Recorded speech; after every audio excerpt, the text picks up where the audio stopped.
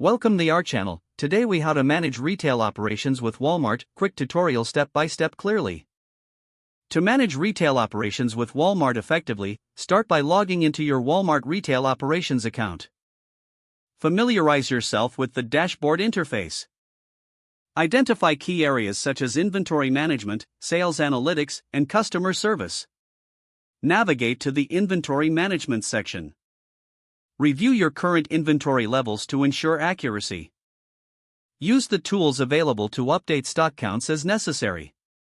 Set up alerts for low stock items to prevent shortages. Next, move to the Sales Analytics tab. Analyze sales performance by reviewing daily, weekly, and monthly reports. Take note of trends in customer purchasing behavior. Use this information to make informed decisions regarding inventory and promotions. Now, focus on customer service operations. Access the customer feedback section to view reviews and inquiries. Respond promptly to customer questions and concerns. Utilize the data to improve the overall shopping experience. Monitor staff performance by using employee management tools. Encourage teamwork and maintain a positive work environment. Train staff regularly on new policies and procedures.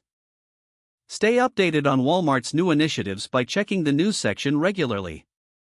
Collaborate with other teams, such as marketing, to align goals and strategies.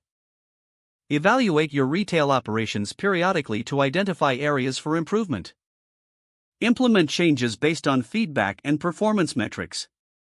Finally, keep an eye on competitors to stay competitive in the market. By following these steps, you can effectively manage retail operations with Walmart. If the page does not load, refresh the browser or try again in a private or incognito window. Make sure you are using the correct email address, then retype it carefully to avoid small typos. If your password is not accepted, use the reset option and create a new strong password you can remember. Check your spam folder for verification or security emails, then complete any requested confirmation steps.